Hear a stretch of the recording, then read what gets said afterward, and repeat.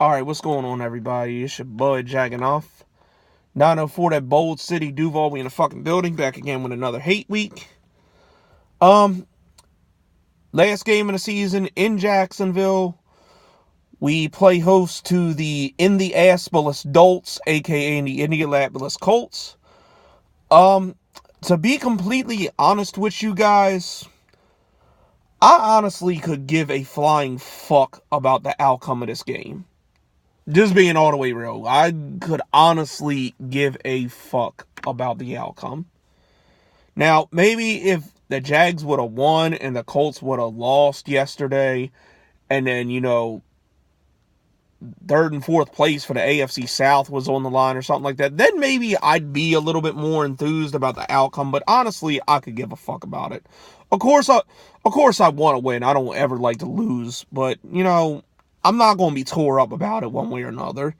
Really, I'm more interested in this game to see individual accolades. Like, I hope Gardner Minshew gets a 3,000-yard, 20 passing touchdown season. I'd like to see Leonard Fournette hit 1,200 yards. I really would love to see DJ Chark hit 1,000 yards and a touchdown, or 1,000 yards and 10 touchdowns. He's not far off from that. I'd love to see Yannick Ngakoue get double-digit sacks for the third consecutive year. What else? Josh Allen makes sure he leads all rookies in sacks. Like, I'm more worried about individual accolades. But I hope everybody had a good Christmas. I mean, my kid had a good one, and then I got a Josh Allen and DJ Chark jersey from the family. So thank you guys for that. But unfortunately, guys like that, their great seasons are going to be lost in the shit show that is the Jacksonville Jaguars. So hopefully all that happens. And I don't even know any Colts fans on YouTube. TTC Savior's gone, so I don't really know anybody else. And now I want to talk about this since we're here and I really don't have a whole lot to say about this game. Bro, do not, and I've seen UCF Jaguar touched on this a little bit.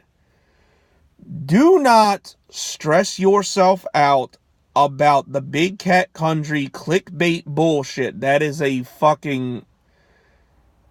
typical Alfie Crow post. Like, when that video came out with Ian Rappaport saying that the Jaguars could possibly stay with Doug Marrone and Dave Caldwell, if you watch that whole video, it says depending on how the last two games go. Well, obviously the first game didn't go too fucking good, so if the next one's any better, I can't imagine that they're going to be back. And we've heard, conflicting reports saying big changes are coming up at the top. Keep in mind, changes, not change. So, not the change of just the change of getting rid of Tom Coughlin. Change is. So, yeah. So what I'm trying to say is, you don't know what the fuck Shad Khan's gonna do. Like, it ain't gonna surprise me one way or the other. And truth be told, I'm really not gonna be pissed one way or the other at if Doug Marrone comes back. Reason being is,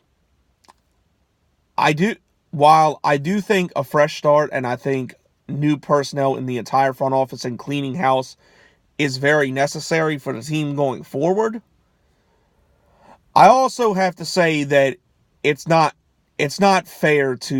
really honestly not fair to Doug Marrone that he had to put out fires with the players, fans, and media because of shit Tom Coughlin did.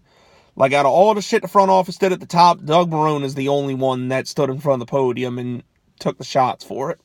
So, honestly, that's not fair to him.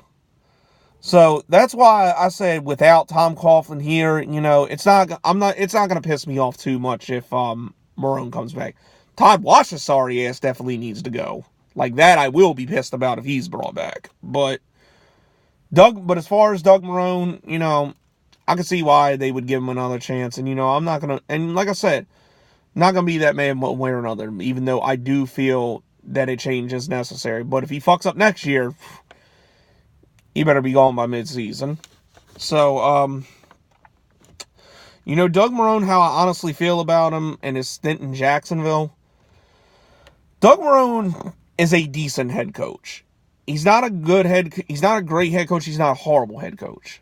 What I mean by that is if he has like all the talent lined up right, he is the type of coach that will do enough to get you into the playoffs and maybe get you a Super Bowl if the talent's completely right. Sort of like what happened in 2017. But if you're lacking in certain spots, he's gonna fuck it up somehow. Like he can't elevate, people past their talent level. Like you look at this roster, with Gardner Minshew playing better than any rookie quarterback, Fournette having a season he had, Shark having a season we had, two of the best young pass rushers in the game, a young secondary that's playing better than expected, with the exception of maybe AJ Boye.